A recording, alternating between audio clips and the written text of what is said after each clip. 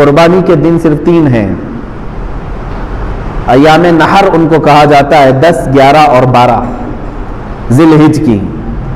تو یہ ذی الحجہ کی 10، 11 اور 12 کے اندر اگر کوئی مالک نصاب ہو گیا تو اس پر بھی قربانی واجب ہو جاتی ہے. اب یہاں سے قربانی کے معاملات ہیں، قربانی کے احکام ہیں. مجھے یہ بتانا آج ضروری ہے کہ قربانی کا تصور اور قربانی کا مفہوم کیا ہے اسلام میں.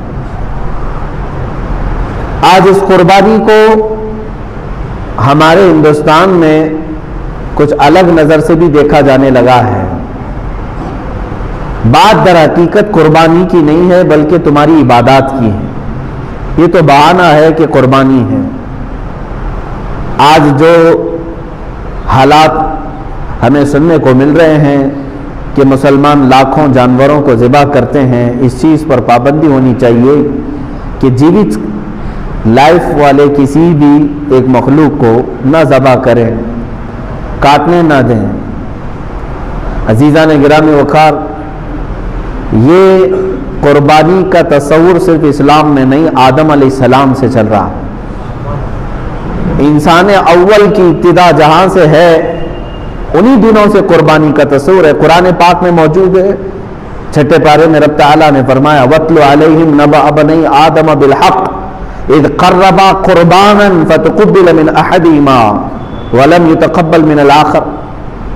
جب آدم علیہ السلام کے دونوں بیٹوں کے درمیان جھگڑا ہو گیا، حابیل اور قابیل کے درمیان، نکاح کے مسئلے کو لے کر، دونوں ایک خاتون سے، ایک ہی عورت سے شادی کرنا چاہتے تھے، تو ان کے متعلق حکم یہ آیا کہ دونوں لوگ اپنی قربانی کریں اور جس کی قربانی قبول ہو جائے وہ نکاح کر لے اس سے، وہ حق پر ہے. تو اس زمانے میں قربانی کا طریقہ یہ تھا کہ وہ اپنے جانور کو ذبح کر کے کسی اونچی جگہ پر، پہاڑ پر یا کھلے میدان میں رکھے. آسمان سے ایک آگ اترتی اور اس قربانی کو اٹھا لے جاتی، یعنی اچانک وہ قربانی کا جانور غائب ہو جاتا. آگ اس کے اوپر آتی، آگ آنے کے بعد جل جانا چاہیے، ختم ہو جانا چاہیے، لیکن اس آگ کے اندر وہ قربانی کا جانور غائب ہو جاتا تو یہ سمجھا جاتا کہ یہ اس کی قربانی قبول ہو چکی ہے. حابیل اور قابیل نے اس زمانے میں قربانی کی. حابیل نے ایک مینڈے کو ذبح کیا اور بلند جگہ پر رکھا. اس کے چھوٹے بھائی قابیل نے بھی، ان کے متعلق یہ ہے کہ وہ کچھ غلہ اناج لا کر کے اس نے رکھا. دونوں میں سے آسمان سے آگ آئی تھوڑی دیر کے بعد اور بڑے بیٹے حابیل کے ذبح کیے ہوئے جانور کو وہ کھا گئی، وہ جانور غائب ہو گیا. اس سے اس وقت فیصلہ یہ کیا گیا، یہ پہلی قربانی تھی دنیا میں، سب سے پہلی قربانی تھی. آدم علیہ السلام نے حکم فرمایا کہ حابیل حق پر ہے اس لیے اس کی قربانی قبول ہو گئی. قرآن پاک نے تقریباً کئی مقامات پر 1 درجن کے قریب آیتیں قربانی کے متعلق ہی نظر آئیں گی آپ کو کہ قربانی کا مفہوم کیا ہے. اور تقریباً عیسیٰ علیہ السلام تک جتنے انبیاء اکرام علیہ السلام آئے، اکثر انبیاء کی امتوں پر بھی قربانی کے احکام واجب ہوئے، لیکن الگ الگ طریقوں سے. قرآن پاک نے یہ بھی الذین قالوا ان اللہ عہد الینا اللہ نؤمن برسول حتی یأتینا بقربان تأکلہ النار، یعنی کچھ لوگوں نے یہ کہا تھا اس زمانے میں کہ ہم کسی رسول پر ایمان نہیں لائیں گے اس وقت تک جب کہ کوئی قربانی آئے، ہم قربانی کریں اور اس کو آگ کھا لے جائے تو ہمیں سمجھ میں آئے گا کہ حق پر کون ہے.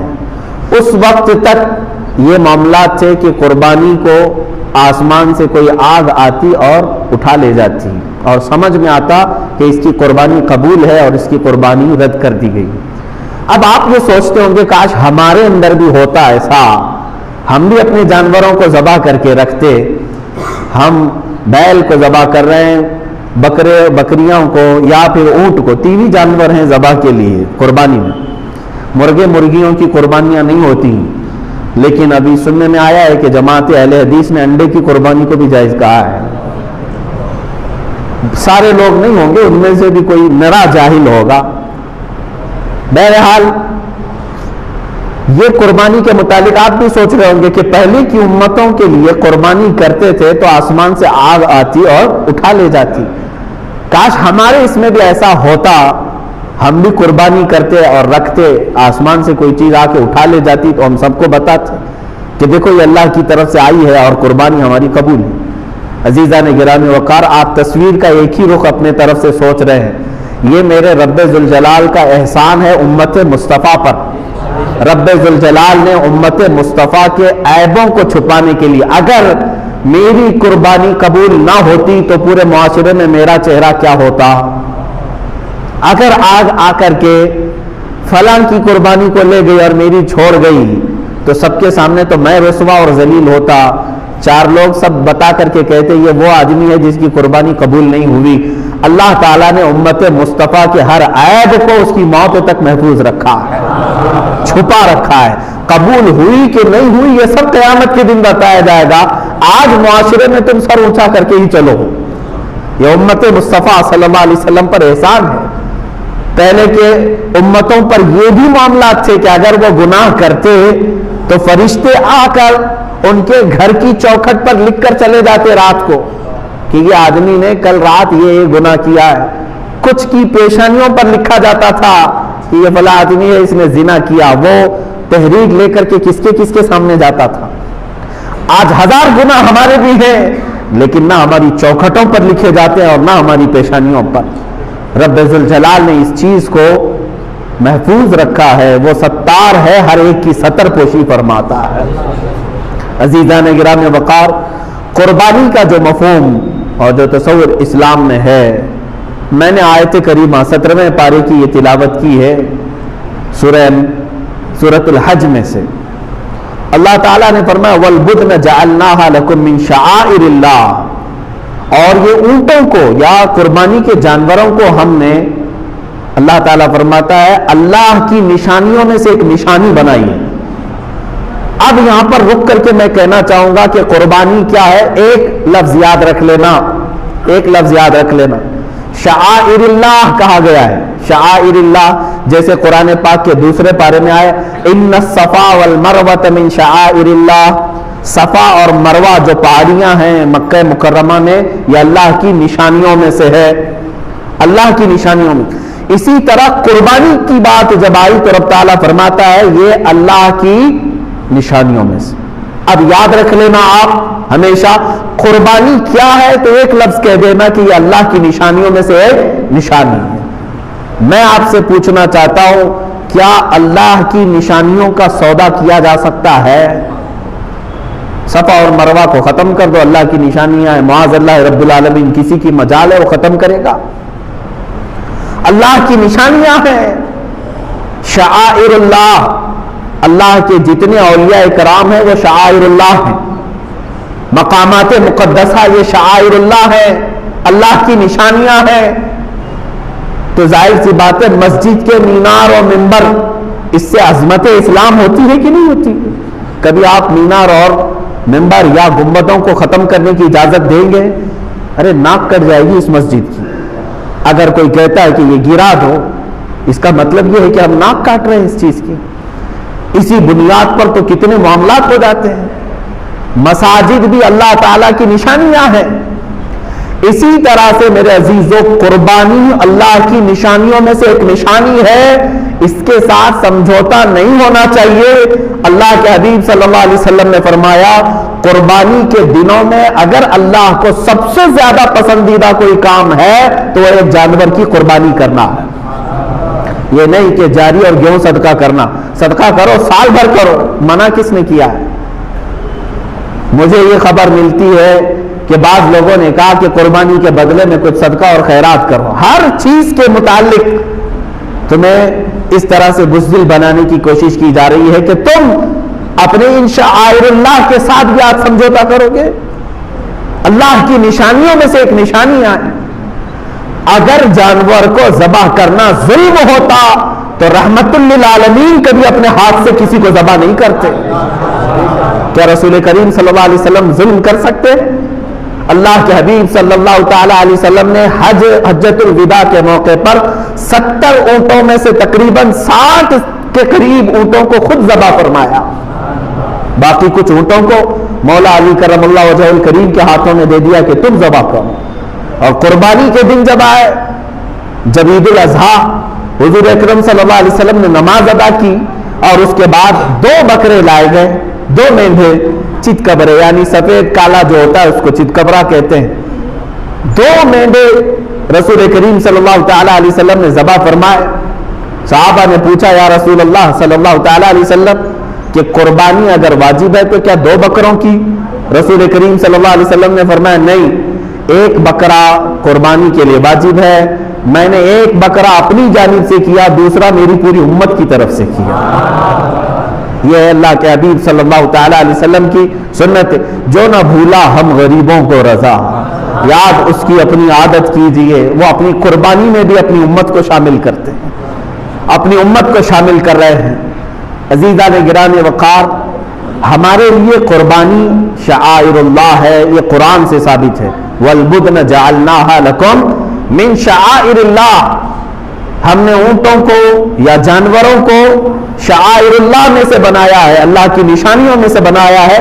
लकुम फीहा खैर, कुरान ये कहता है, और इनकी कुर्बानी में तुम्हारे लिए भलाई है, भलाई है। फज़्कुरुस्मल्लाहि अलैहा सवाफ, जब ये जानवर खड़े हो जाएं तो अल्लाह के नाम का जिक्र करो। ज़बा के लिए खड़े हो जाए तो तुम अल्लाह के नाम का जिक्र करो। फ़इज़ा वजबत जुनुबुहा, और जब वो ज़बा होकर के ज़मीन पर आ जाए, फ़कुलू मिन्हा, तुम भी उसमें से कुछ खा लो। वअतइमुल क़ानिअ वल मुअतर, और मांगने वाले साइल को या गरीब मुस्तहिक को भी उसमें से खिलाओ। कज़ालिक सख्खरनाहा लकुम, और अल्लाह फरमाता है ये जानवर जो है हमने तुम्हारे ताबेदारी में दिया है, तुम्हारे ताबे में दिया है। अजीज़ान गिरामी वक़ार, कुर्बानी हमारे ईद के एतबार से मुसलमानों का एक पर्सनल लॉ है।